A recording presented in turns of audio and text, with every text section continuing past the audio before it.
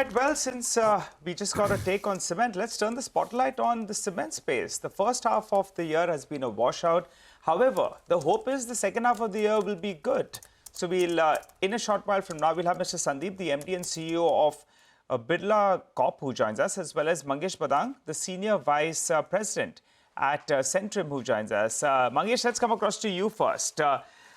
Tell us what kind of recovery are you anticipating and what are the initial feelers? You know, from September onwards, we've been hearing about this price increases. Has it happened? Has it got absorbed? If yes, quantum, and where did it get absorbed? Which geography? Hi, good morning, Nigel, and thanks for having me. So yes, there have been some price hikes in the region. So for the past couple of months, we have seen marginal upticks.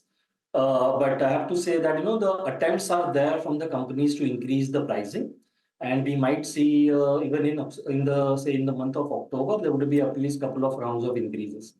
Till now, on an all India or the pan India average basis, I think 10 to 15 rupees kind of a price hike has already been absorbed. And we have seen announcements in the month of October of similar quantum of say 15 to 20 rupees per bag. We'll have to wait and see for some time whether these gets absorbed or no. But at least in terms of growth, there have been signs that pricing has actually improved. If you ask me about the regions, I think East is the region which has at least till now seen highest increase, but that is also because that region had seen a substantial drop. The prices had reached a level of almost 4 to 5 years low, and from there has been some increase. And that should be followed by South and then West. In terms of pricing, till now, I think Central is the region which still remains a bit weaker, but I think it will also catch up. For demand, I think it is expected in the second half. It has still early days, to be honest, but at least we feel that post this festive season, I think that should start substantial. Okay, all right. Got that, Mangesh. So at least there is a hope. I think, what the companies are trying to do, and this is the feedback that I've broadly got, is try to push a price increase, but also you're assuring yourself that at least you're forming a base for pricing. As you said, in certain regions, it's 3 to 4 year lows. So may not get the entire price increase, but you're creating a base, which will be good news. Let's talk about a couple of other aspects then. Demand as well has been weak. And I think in your note, you're noting that, in the last quarter, we could possibly have a degrowth as well. For the year, what kind of industry demand growth you're factoring in? And is there a downside risk to that? Yeah, so we in fact were on the lower side while assuming FY25 demand growth. So we are at around 5%. And I think the industry will have to grow at around 10 to 11% to reach those levels, which is basically possible. But I think 4 to 5% is the range that I would see for FY25 now. But definitely, second half would be much better because we've had good monsoons. And we have started hearing that at least, the government spending should start and, the money has reached the panchayat levels and, on the groundwork should really start on various infra activities, which should be good for the overall cement demand. Okay, so got that. Now for EBITDA per ton, because of weak pricing, weak demand, you're saying that, the ballpark number for the industry, I think you're working with is around 700 rupees. Now, given that pricing will improve, volumes will improve as well, this EBITDA per ton from round about the 700 rupees, what does it improve to in the second half of the year for the industry at large? Yeah, so for second quarter, we are estimating close to 700 rupees EBITDA per ton.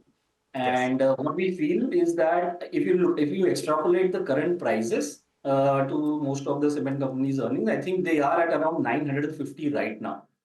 So I think that four-figure mark that is above 1,000 can be reached in third quarter itself with relatively better pricing and good demand as well. Okay, got that. So we are already likely to be at around 950, and for the third quarter on an average, it could be around 1,000 rupees. So that'll be good, right, Mangesh? From 700 odd, it improves to around 1,000 rupees.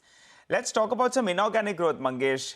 And we have been in touch, I think, for 10, 12 years odd. We have heard so many rumors about this asset getting sold, that one getting bought out as well.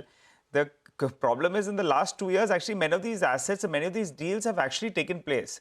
Now we are hearing about Heidelberg Cement. But I think most of those reports are indicating a valuation of 10,000 crores odd. I think they're also including the Zuari asset. So according to your estimates, what should this asset ideally be priced at? It's got a good, a good exposure in the central part of the country.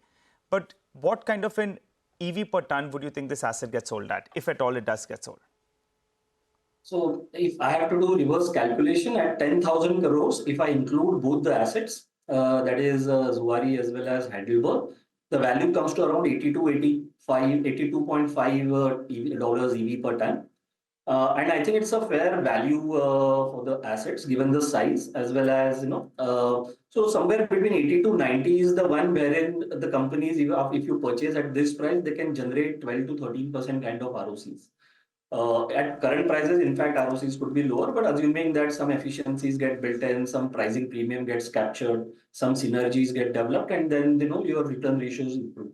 So I think that is the range one should be looking at. Anything higher than that, then probably the acquirer has paid probably higher. Anything lower than that, then you can assume that basically that company has not got fair value for the same. Okay, and just to help our viewers with the capacity, the total capacity of the group is how much in India? Heidelberg as well as in my opinion, it is 14 and a half, wherein close to 7 million tons is in Heidelberg and 7.5 is in Zuari. Profitability of Zuari has been lagging Heidelberg? Zuari is higher than Heidelberg. Got it. All right. And who would be best placed, Mangesh, to pick up this asset? It's a decent asset, I believe, in the central part of the country. Who do you think will be gunning for it? Will it be a strategic fit for? Yeah, all the large companies should ideally vie for the assets. Where it will go is very difficult. It's your guess is as good as mine. But very difficult to pinpoint one. But as I said, the larger ones are the ones who are in the forefront, who have been the consolidators in the industry. I think those are the ones who would be vying for the same. Okay, all right. Tell us which are the companies now that you're positive on. You've given us a good idea about how things should shape up. Pricing will improve, demand will improve, 5% on an average growth for the industry. EBITDA per ton improves as well to around 1,000 rupees per ton. Your top buys, top two top buys and your top sells. So I think one should go for the consolidators right now because we feel that another 20 to 30 million tons of capacity at the minimum is up for grabs. And the larger ones are in best shape in terms of their balance sheet as well as size to capture and the kind of synergies they can drive from those acquisitions. So I would still go with Ultratech and Ambuja as top picks in large caps. And within the smaller ones, I think JK Lakshmi is the one which is looking relatively well placed right now. I would in terms of, basically I would not be net short or net sell on any of the cement, but I can say I can neutral on say the likes of Ramco, Shri, and the rest Sagar and others. Okay. All right, Mangesh, appreciate you joining in and filling us in with your analysis about how the last quarter was and how the coming quarters as well will shape up. We look forward to chatting up with you, and in case there's a deal in the next couple of weeks, well, we look forward to having you on the channel and we'll analyze that deal as well.